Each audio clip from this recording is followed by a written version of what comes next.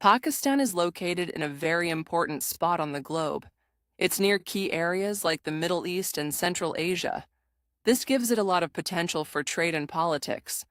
Historically, though, Pakistan has had many challenges that have affected its growth.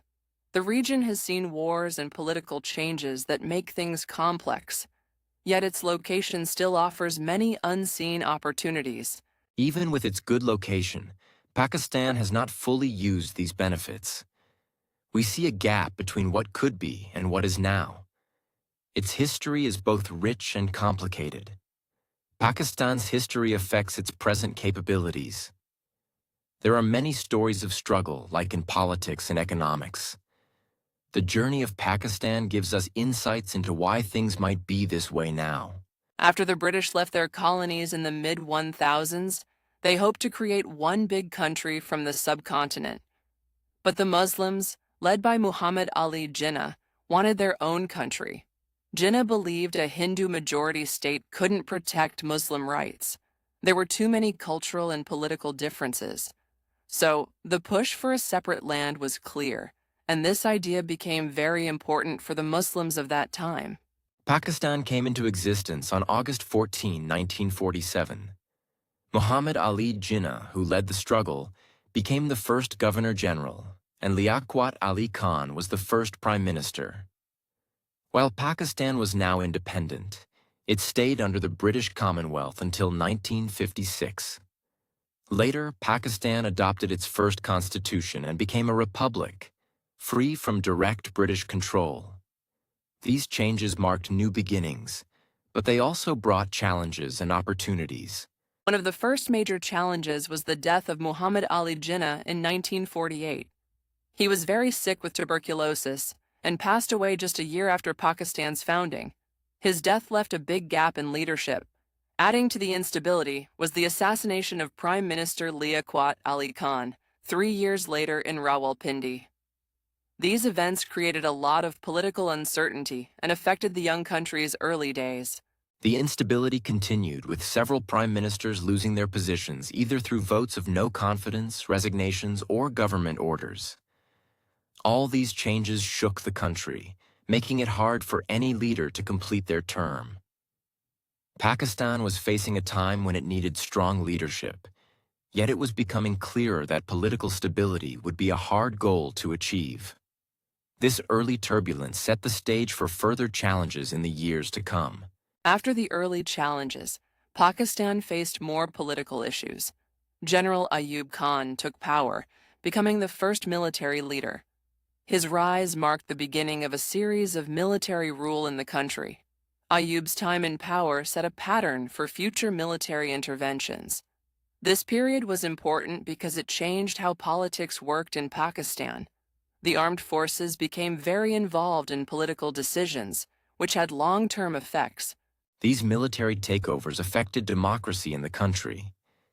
Each time the army stepped in, political growth stopped. Leaders often could not finish their terms. For example, no prime minister in Pakistan has completed a full 5-year term. Such interruptions stopped stability in government and changed the normal political path. This lack of lasting leadership made it hard for Pakistan to develop a strong democratic system. Even though there were some developments during the military rules, no military leader managed to bring about full political stability. General Ayub Khan wanted economic progress, and some things did get better. However, his rule still limited political freedoms. After him, more military rulers came, like General Zia-ul-Haq. Zia's time in power brought its own set of challenges. He involved Pakistan in the Afghan War, which had big impacts on the country. General Zia's influence also affected the country's justice system. He was involved in pushing the judiciary to make decisions against certain political leaders. The infamous case of Prime Minister Zulfikar Ali Bhutto is one example. After Zia, the political structure of Pakistan continued to be affected by army involvement. This pattern of military control made it clear that Pakistan's political challenges were far from over. After Pakistan was created, things between Pakistan and India became tense quickly. The main reason was the area of Kashmir. Kashmir had mostly Muslims, but the leader there wanted to join India. Pakistan saw this as a breach of trust and began to fight. The conflict started soon after both countries became independent. Pakistan was able to take a part of Kashmir, but the fighting ended in a ceasefire. This issue continued to cause many problems between the two countries. Yes, and the situation got even more serious in 1965. In that year, Pakistan launched a plan called Operation Gibraltar. The goal was to start an uprising in the part of Kashmir controlled by India. But it turned into a larger conflict very fast. Both Pakistan and India got into big tank and air battles. Even after all the fighting, neither side could win clearly. In the end, they signed an agreement called the Tashkent Declaration to stop the war and go back to how things were before it started. The conflicts didn't stop there. In 1971, the tensions were not only with India, but also within Pakistan itself. East Pakistan, which is now Bangladesh, wanted to become its own country. They felt like they were not treated well by West Pakistan. This got worse when Zulfikar Ali Bhutto didn't agree to election results that had put Sheikh Mujib from East Pakistan as the winner. The situation escalated and turned into a war. India got involved, supporting East Pakistan, which led to Bangladesh becoming an independent state. Yes, that was a major change. The war only lasted about 13 days, but it left a big impact on both countries. After this, Bangladesh was born, marking the end of United Pakistan as it was initially. Pakistan faced a lot of challenges as the country split. Losing control was difficult, and the political landscape was forever changed. This conflict with India and internal troubles showed how deep the issues could go. Each conflict added more complexity to Pakistan's relations with its neighbors. The Kargil War in 1999 was another major conflict between Pakistan and India. Pakistani soldiers crossed the line of control into the Indian-controlled area of Kargil in Kashmir. This move surprised India and led to intense fighting in the mountainous terrain.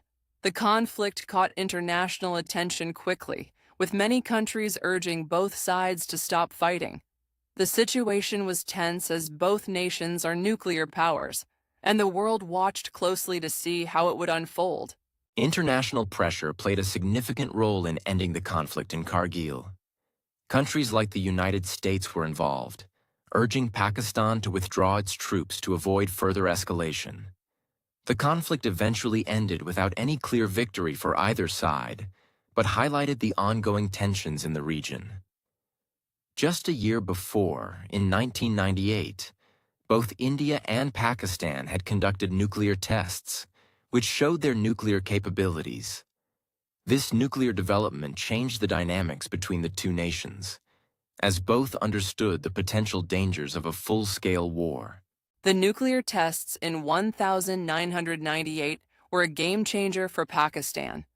When India tested nuclear weapons, Pakistan felt the need to respond. This led to Pakistan conducting its own nuclear tests shortly after. The tests showed that Pakistan had the capability to defend itself against any nuclear threats. For Pakistan, having nuclear weapons was a way to maintain a balance of power in the region. The idea was to deter any aggression from India by showing that Pakistan was equally capable of a nuclear response. The concept of nuclear deterrence means both countries understand the grave consequences of using such weapons. Therefore, neither side wants to make the first move that could lead to mutual destruction. This balance has prevented large-scale wars between them since. But the presence of nuclear weapons has made their relationship more complicated. While the tests and nuclear development increased tensions, they also created a new form of stability between Pakistan and India, keeping full-scale war at bay but also ensuring that both nations tread carefully in their diplomatic and military actions. Pakistan has played a major role in the Organization of Islamic Cooperation, or OIC. It started in 1969, and Pakistan quickly became involved. Over the years, Pakistan hosted some important meetings. One of the key moments was the Second Summit in Lahore in 1974. It became a big event where many Muslim leaders came together. They discussed big issues like helping the Palestinian cause and working together economically. These meetings showed Pakistan's dedication to bringing Muslim countries closer. Beyond hosting summits, Pakistan made real contributions to building unity. In 1997, another important meeting was held in Islamabad. This gathering celebrated Pakistan's 50 years of independence and focused on how Muslim countries could stand together. It was a clear message of solidarity. The idea was to face challenges as one community, making sure that all Muslim nations support each other in tough times. These actions highlight the important role Pakistan has played in promoting cooperation among Muslim countries globally. Benazir Bhutto's assassination in 2007 shocked Pakistan and the world. She was a strong leader and the first woman to lead a Muslim-majority country. Her return from exile was full of hope for many people in Pakistan. But her life ended tragically in a rally in Rawalpindi, a place already marked in history. The event created a big political vacuum in the country. People were angry and upset. Her death led to a lot of protests and unrest, highlighting once again how risky politics can be in Pakistan. Yes, after the tragedy, a wave of political change began. The lawyers' movement was very important in this shift. It started when President Musharraf removed Chief Justice Iftikhar Muhammad Chaudhry. This act caused many protests by lawyers and the public. People wanted justice and democracy. These actions pressured Musharraf and led to his weakening. The movement helped bring back the importance of law and democracy in Pakistan.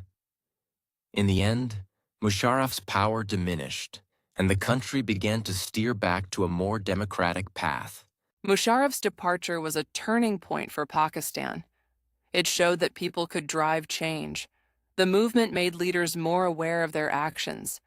Many people felt hopeful about a future where democracy and rule of law could thrive. This moment showed the strength of ordinary people in Pakistan. They played a big part in steering the country to democratic stability. Even though challenges remain, it set an example for future leaders to respect people's voices. The country entered a new phase, aiming for a stable and fair governance system. These events marked the beginning of a new era in Pakistan's political history. The focus shifted toward strengthening democratic institutions. Efforts were made to create systems that represent people's true interests. The judiciary regained its respect and independence. This helped enforce laws more fairly. The changes showed a commitment to upholding democracy. The fight for justice and rule of law inspired many inside and outside Pakistan. The country's journey shows that despite hardships, the unity of its people can bring meaningful change and a hopeful future. Please consider liking our episode if you enjoyed it and subscribing for more insightful discussions. Your support helps us bring more stories straight to your ears. Don't forget to tune into our upcoming episodes for more fascinating topics. Until next time, thank you for being part of our podcast journey.